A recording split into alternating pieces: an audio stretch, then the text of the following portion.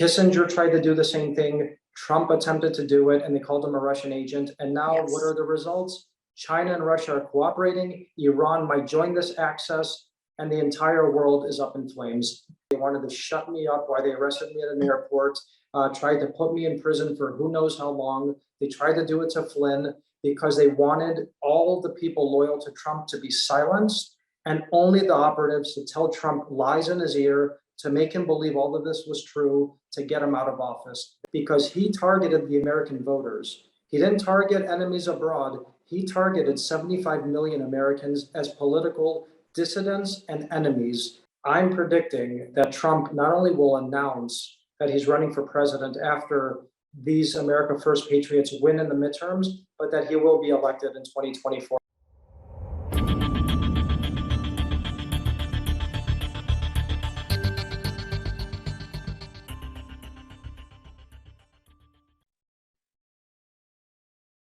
Welcome to the State of Affairs in partnership with Serbian Radio Chicago. We're having conversations that matter. And my guest today is George Papadopoulos. He is a former foreign policy advisor to President Trump's administration and a best-selling author of a really fascinating book that reads like a spy novel, Deep State Target: How I Got Caught Up in the Crosshairs of the Plot to Bring Down President Trump. George, welcome. Thank you for having me. So let's start from the very beginning, because I think your story is fascinating and it actually uncovered a lot of this that's been kind of going on around President Trump. What happened to you and how you got involved with President Trump's administration initially? Sure. So I actually was working in Washington, D.C. at a very establishment type of situation. I was at a conservative think tank called the Hudson Institute, which is probably one of the most prominent conservative think tanks in Washington, along with the Heritage Foundation. And I was working there for 5 years on energy security issues, issues pertaining to countries like Azerbaijan, Kazakhstan. But then I became a specialist in many ways regarding the energy discoveries that were discovered for the first time offshore Israel, Greece, Cyprus, Egypt, how that fit into the mix with Turkey, the European Union. And of course, it's a massive issue today regarding the European energy security question, the war with Ukraine and Russia, Iranian nuclear deal. So it was a massive issue that I really was at the forefront in many ways. And I was putting together this group of countries to work together going back as early as 2011 to 2015. In 2015, I left this institute. And of course, what was happening in 2015? There was a presidential campaign season going on. And I worked for Dr. Ben Carson first. I worked on Dr. Ben Carson's presidential campaign first as a foreign policy advisor. And then I left that when he dropped out, and I was endorsed to run and work on Donald Trump's campaign. So I worked on 2 Republican presidential campaigns. And the moment I joined Trump's campaign, that is when the entire spy nest fell in my lap, and we could get into that. So at that point, the apparatus of what we call the deep state or the permanent bureaucracy is already penetrating the campaign. And we all remember what happened to General Mike Flynn, but then you were the direct target of this, what we would later find out, the Russia Spygate, that in fact Hillary Clinton bought and paid for. What happened to you? Olga, what I want to make sure your viewers understand is that this so-called investigation did not happen spontaneously. What you are going to see moving forward, and I've been saying this going back to 2018 on Fox News with Hannity and others, that this entire thing was premeditated. This was a deep state that, in my belief, targeted numerous campaigns to assure that either they had dirt on some candidates or to assure that they wouldn't get elected, or if they did get elected, they would be handcuffed from governing the country properly. That's why I believe that they did release that information on Hillary Clinton right before the election regarding the FBI investigation into her, and why they also targeted Trump, because a deep state wants to assure that they have the control. they want to manage the candidates. It doesn't really matter if it's a Democrat or Republican.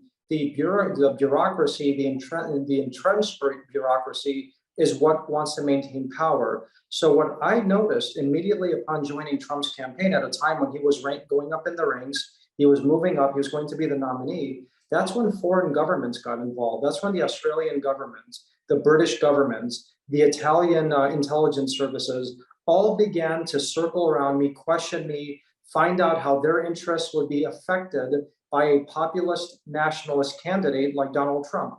Back in 2016, you had Brexit. You had the question around Brexit. Trump was pro-Brexit while the globalist agenda was to remain in the EU. That is, of course, why, and of course, with my connections to Cyprus and what was happening there, the British had very close eyes on me. So I began to meet at the highest levels with the British government. I later found out that diplomats were spies from those countries, including the Five Eyes intelligence system. And they all wanted to know two things: what I was doing in the energy industry in the Mediterranean, which I explained was a very hot topic back then and now, and what Trump's policies were all about. And once they realized that Trump would be a potential threat to their interests, that is when they teamed up, I believe, with the Obama administration to create this chaos. And that's what we're living today. Interesting. So as the entire FBI investigation unraveled, we could follow through the media reports. What did they in fact charge you with? And why did you, I mean, so young and obviously you were working at a high level internationally, but it seems like it was an obvious entrapment. What did they charge you with? And what was that process like? So, Olga, I would have never thought in my entire life that the deep state was actually a real thing in the United States. If you asked me this question in 2015, 2016, I never would have believed that there's a deep state that targets candidates and tries to entrap American citizens. I thought this was only things we hear in the movies. So when the FBI came to knock on my door and say, hey, we just have a couple of questions, you could help us with some national security issues, I thought, I've never done anything wrong in my life. I've never even had a parking ticket. So what do I need to worry about? Why even get a lawyer? That was the same mistake that Michael Flynn made too, thinking you're just going to help your country. You know, these people are friends. Why would they want to set people up? That doesn't happen in America, right? That only happens in banana republics, dictatorships. So I went down and basically, and I cover this all in the book, you know, we would have to have a very long conversation to get into everything. So if anybody's very interested, you could read the book just to get all the details. But they basically wanted to ask me about, one, my dealings in the Middle East with the energy industry. And then two, they basically wanted to know about this mysterious person, Joseph Mifsud, who Joseph Mifsud is this person who worked at a CIA-affiliated university in Rome, who unsolicited one day in London told me, hey, did you know the Russians have Hillary's emails? Now, somehow the FBI knew all about this person, what he was allegedly trying to tell me. And I said, oh yeah, this person told me this, maybe you should look into him. I told the FBI this. They didn't get it out of me. I willfully helped the FBI. Little did I know they were setting me up. And then they started to ask me, when did you meet him? How often, et cetera? I confused dates. And then they tried to set me up with an entrapment operation with this $10,000 in Israel that many people have heard of. It was on Maria Bartiromo's show. And as I was returning back to the United States, they arrested me, trying to charge me with lying to the FBI and working as a foreign agent and all this nonsense. So it was an incredibly chaotic situation. At that point, I had enough funds to cover, I don't know, 6 months of legal defense against an entire federal agency that was coming after me to try to take down Trump. So I pleaded guilty to get them off of my back and then to go on offense and tell the truth. And that's what happened. But, and again, this is such a fascinating story. From what I've understood, the Mifsud character, is he still missing? Is he alive? Do we know of his whereabouts? So just so the viewers understand who this person is, Joseph Mifsud is the person at the center of allegedly the Comey investigation, the Mueller investigation, and also the Durham investigation. Hmm. John Durham traveled to Rome with Attorney General Barr in October of 2019. And when they went to Rome to meet with the Italian intelligence services and the Italian prime minister to learn what Joseph Mifsud was doing with me in Rome, that is actually when John Durham's probe became criminal in nature. So what I'm trying to explain is here, only one person could be telling the truth about who this person really was. Is it Bob Mueller and Jim Comey, who called Joseph Mifsud a Russian agent, meeting with George Papadopoulos? Or is it John Durham, who's going to tell the truth, who made a criminal investigation into the FBI after he learned who Joseph Mifsud was from the Italian government? So basically, the situation is this. Was Joseph Mifsud working with the Russians or with the Western intelligence services to set up the Trump campaign? And that is the question that has yet to be answered, but it's what John Durham's investigation is really all about. Okay. I have to ask you this because I think both you and I understand, although you just said not in a million years would you have dreamed that this type of deep state, the permanent bureaucracy exists. Although if you follow the trajectory of what we know of foreign policy, both you and I can pick out what has gone on around the world. And then somehow the chickens have come back home to roost, and that was replicated here, I would say, in 2016 and 2020, and we'll talk about that. I deeply believe it was a colored revolution, regime change coup. And we've seen that elsewhere, starting in the 1990s in Serbia, for example. But do you think that President Trump actually realized the depth of the deep state and the treachery that is around us? I think Trump did his best, but even the people that he thought he could trust in his administration, many were deep state operatives.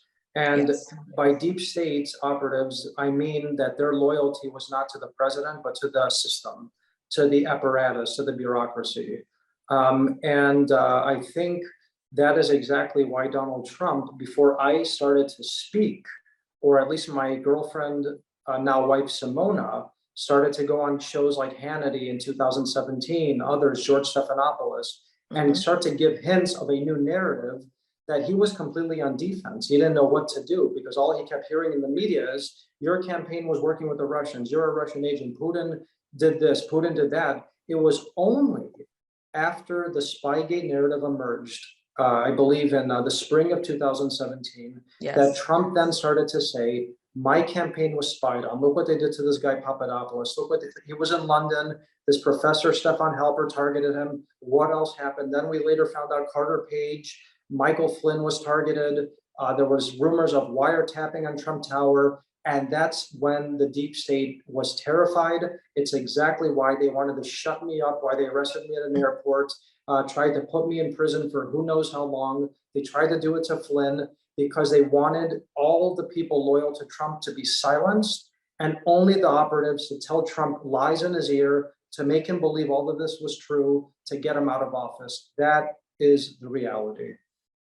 So because again, there is so much to unpack here, and I would really, really encourage all of those listening to actually get your book and read it. But let's fast forward to the 2020 election, because again, another election is upon us in a few months in November. What happened in 2020? 2020, I don't think any person with more than 2 neurons in their mind could possibly believe that Joe Biden received 80 million plus votes. We also do understand that there was a lot of, let's say, federal involvement in the events surrounding January 6th. That's objective. It's not what George Papadopoulos is saying. It's not what Olga is saying. It's not what supporters of Donald Trump are saying. Is what members of Congress are saying. Members of Congress have held hearings where they want answers to questions regarding people like Ray Epps, others, security footage, missing videos, and there are more questions and answers regarding the events around January 6th, which really helped precipitate these issues that Donald Trump is facing today, which are likely going to impact the midterms in the next couple of months, and even the 2024 election. So we still need to understand exactly what happened in 2020. Was this a coup? Was the federal government putting their fingers on the scale of justice and the truth, or not? And until we have that, we can't have fair and free elections moving forward. Well, so I would like to talk about the foreign policy element in all of this. Obviously, that is your expertise, and I've spent years in this arena, and not only in foreign policy, but on transnational crimes and counterterrorism.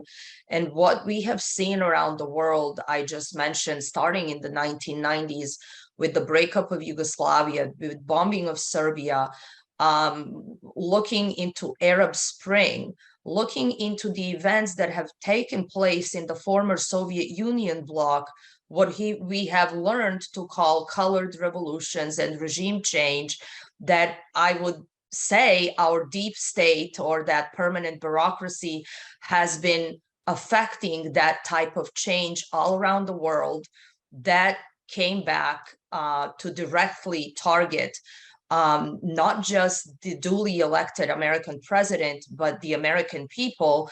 And all of our agencies have been weaponized for that purpose. And you obviously were a direct target of that. But looking at 2020 and looking at even 2016, the coup has been ongoing. And now looking at this FBI raid that just took place in Mar-a-Lago, what do you make of it?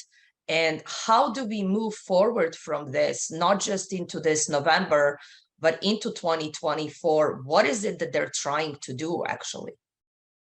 Well, the main problem that I've seen in this country is that the country is divided, and that's exactly what the deep state wants. When the deep state and the bureaucracy and the agencies were targeting minority groups, groups in the 70s, civil rights groups in the 60s and the 70s.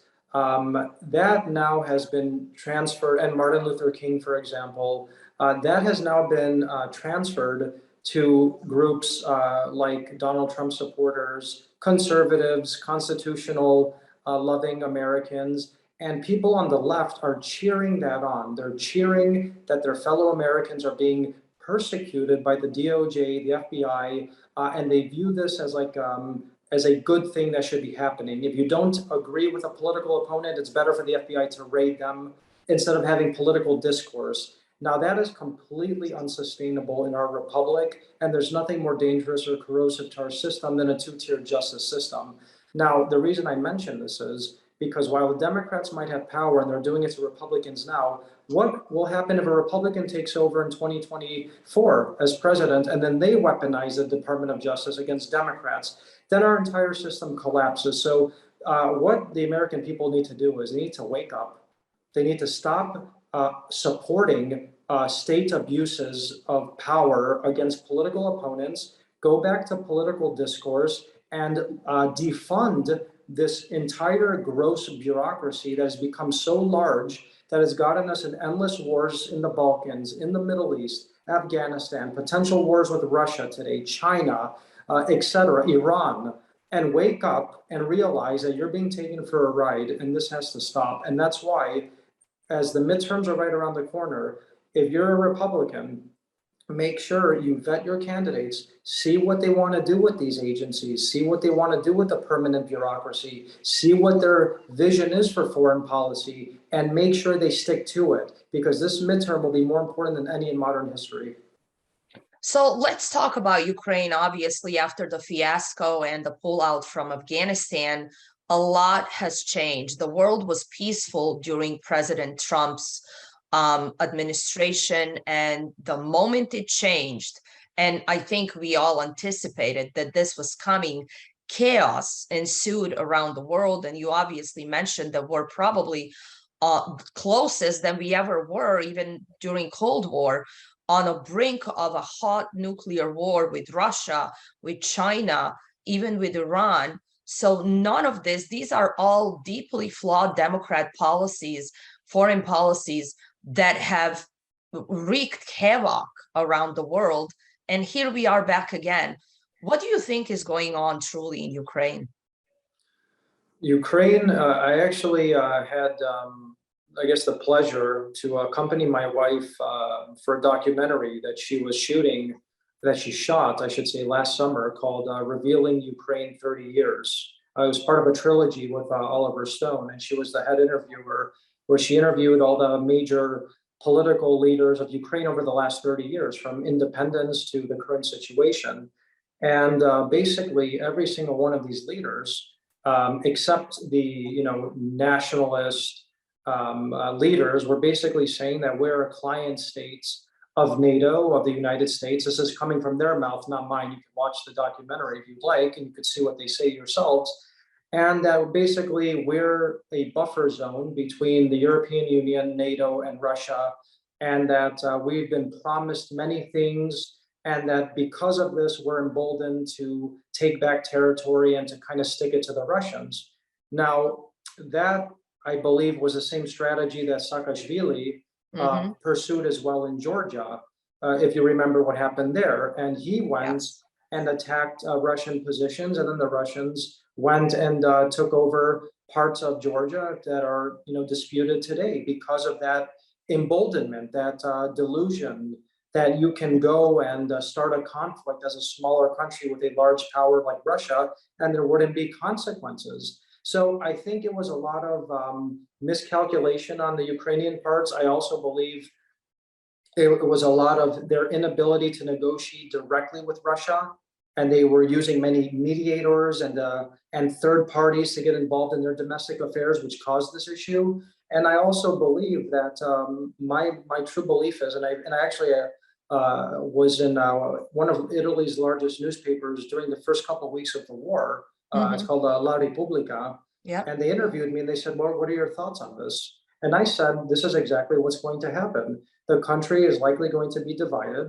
The Mariupol was going to be taken over. They're going to lose control of the Black Sea, most likely. Odessa might or might not be allowed to export goods from Ukraine. And in the end, exactly what Putin demanded years ago regarding no NATO accession, no aggression towards the east, and recognition of Crimea was exactly what was going to happen. And that's where I think the peace negotiations are going to lead to. And all of this could have been prevented. Yes, and this is eerily similar to what we have experienced in the Balkans, especially with Kosovo and Metohija, and the Clinton bombing, and what is actually even currently now happening. And that word that you used, emboldenment, where these smaller quasi-states are provoking their larger neighbors, thinking that they will have the backing and they can get away with it. But what we see now, and what we have seen in the Balkans, we are going to fight the Russians or whoever we perceive as enemies right now till the very last Ukrainian. It is very, very sad. And probably for both of us being Christian Orthodox, it is Christian Orthodox brothers that are fighting each other. And I think it is a very, very unsettling thing.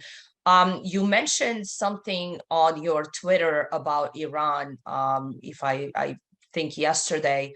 What do you think is going on there? Because we certainly have contributed to a lot of mishaps, if you want to call them, in the Middle East. Look, at the end of the day, the United States is a country, especially in the foreign policy circles, that looks after the interests of private companies and the State Department, the CIA, and the diplomatic corps. Now, when it comes to countries in Europe, most of their interests are aligned. You could question it. We could get into some interests in the Balkans, and we could get into discussions of what I think is going on with Serbia and Albania and the Balkans in general, and how Greece fits into it, because the Balkans are completely changing. It's actually moving very quickly right now, the quickest pace since the early 90s. True. Now, there's movement there and in Europe for some sort of overlap of interests where you might not see eye to eye on everything, but you're not going to have too much meddling from the United States or potential war, unlike we saw in the early 90s.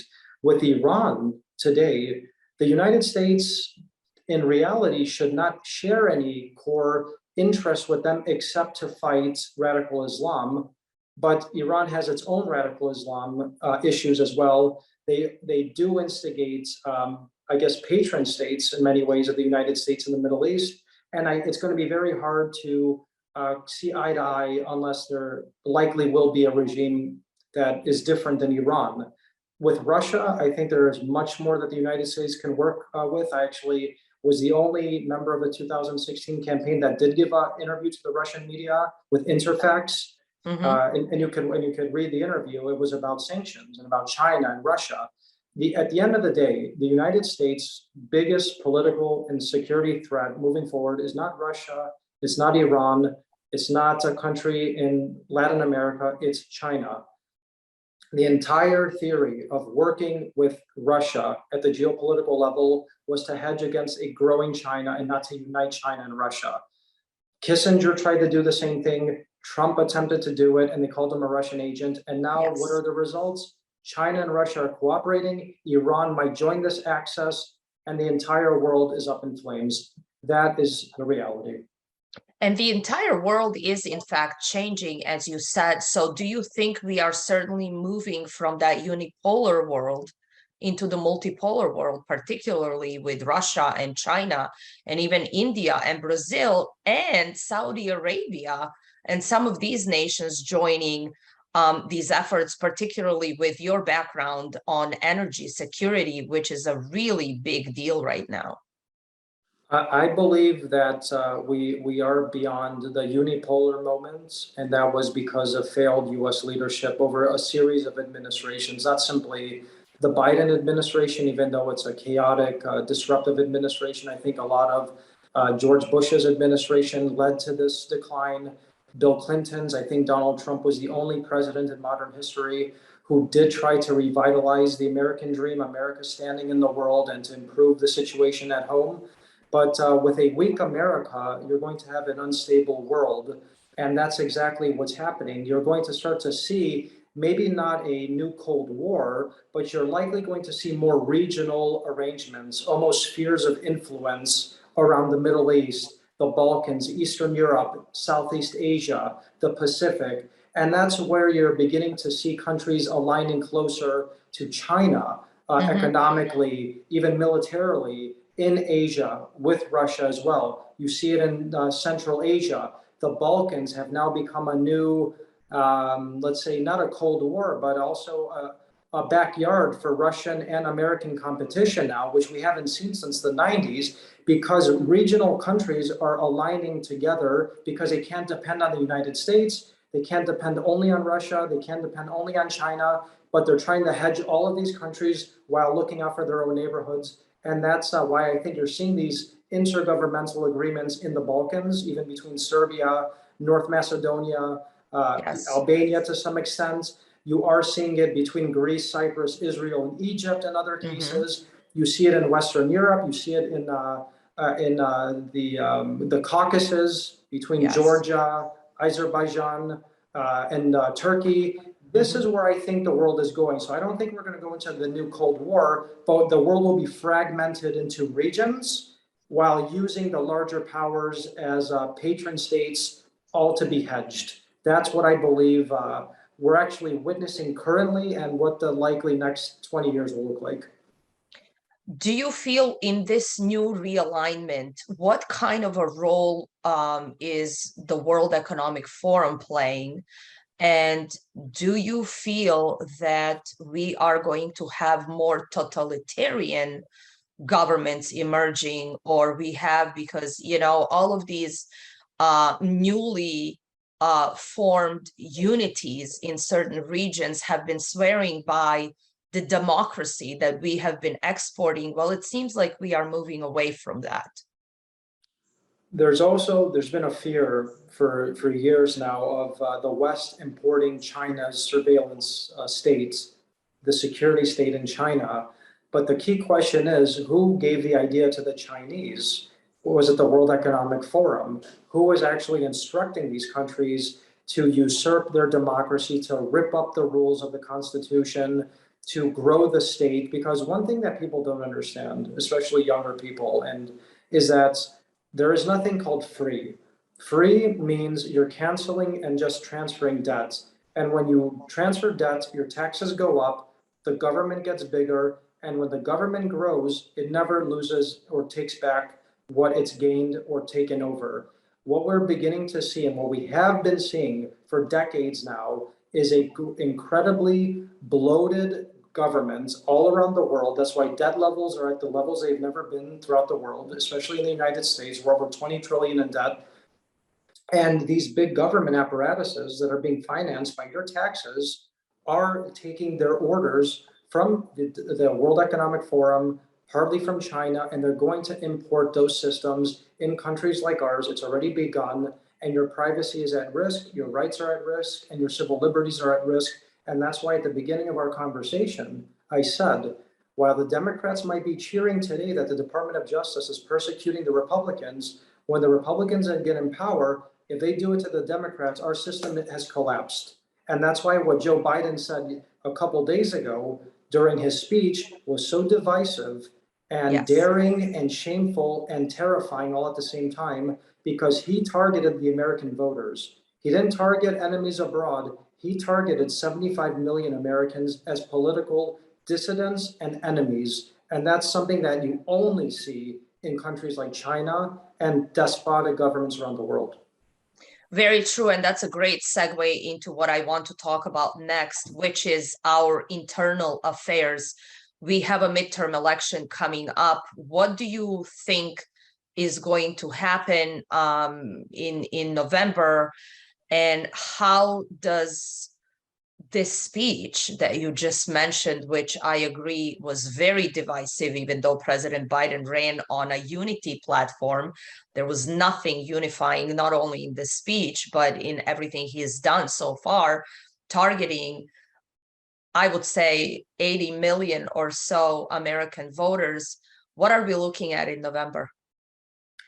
I go around the country a lot and I give a lot of speeches, and I'm on TV a lot talking about exactly what I'm going to tell you and your viewers right now. The letter R does not mean what it used to mean. Today, the Republican Party is in a form of civil war. It's between the rhinos and what I hope is the present and the future, which is America First Republican Party. The Republican Party that looks after workers, brings in various ethnic groups of all races, creeds, and backgrounds, and does not look for endless wars, does not get America involved in endless wars, and looks out after American interests first instead of policing the world. That is why I believe when you're vetting candidates, don't just vote, if you're a Republican, for any R that you see. Make sure that they're looking out for your national interests, not the interests of the foreign governments or the lobbyists or the corporate boards that they might be hoping to get a board membership on after they leave Congress, like many do. And that's why when Donald Trump, which I'll be actually speaking on Newsmax tonight, right before his rally, is that he is out there rallying for America First candidates, because the America First candidates that he wants elected, which over 75 million voters should want elected, are the ones that are going to help him succeed if he becomes elected president in 2024. And if he doesn't run, or if he doesn't get elected in 2024, at least those Republican patriots can prevent the Biden administration from going off the rails like they have been doing regarding the domestic agenda. They don't have as much power in foreign policy that rests with the president, but domestically, with the right members of Congress, we can do a lot of saving in this country. And that's why it's so important to get the right candidates elected and to be vigilant and to vet them. That is a great piece of advice for November. I want to quickly turn to this FBI raid of Mar-a-Lago. What do you make of it? And is this yet another desperate attempt to prevent President Trump from running again? Because obviously Democrats are very united front. As you mentioned, Republicans do have a little bit of a civil war going on. Are they really that terrified of President Trump, and they will do anything to stop him from ever holding office again? I want the viewers to remember when this raid happened. This raid happened after a series of victories of America First candidates that Donald Trump rallied for. Donald Trump rallied for these America First candidates. They won many primaries in Arizona and other states. and shortly thereafter, that's when he was raided. I don't think it was a coincidence. I think the timing is incredibly suspicious. Politically, it makes no real sense for the Biden administration, except if they're desperate.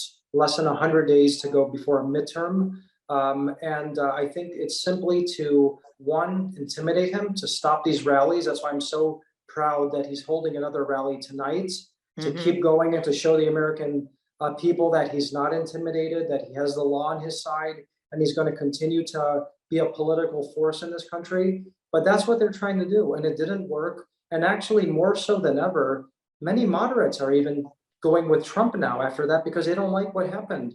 You could hate Trump for whatever reason, but at the end of the day, he was the president. And if we have normalized raiding presidents, as I've said before, what's preventing Obama from being raided in the future? Joe Biden from being raided?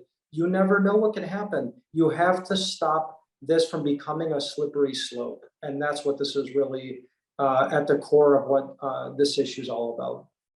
I think you bring up a great point, and indeed timing is suspicious. And what I think is happening, just sort of my 2 cents, is not only that they are trying to intimidate President Trump and prevent him from ever running, but they're also making those candidates that he endorsed completely toxic for November, so that the voters would actually turn against them, which I agree with you, this is actually going to backfire big time, because people are now realizing and being completely fed up by these tactics.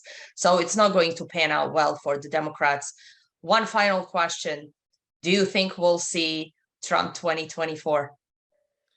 If I was a betting man, like I was in 2015, when I was really offered to work on many presidential campaigns after I left my work in DC, I chose 2 candidates to work for, Ben Carson and Donald Trump.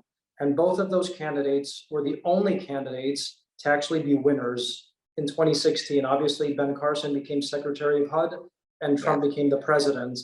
I'm predicting that Trump not only will announce that he's running for president after these America First patriots win in the midterms, but that he will be elected in 2024. I truly believe that, barring any health issues, which I don't foresee, but that's my prediction.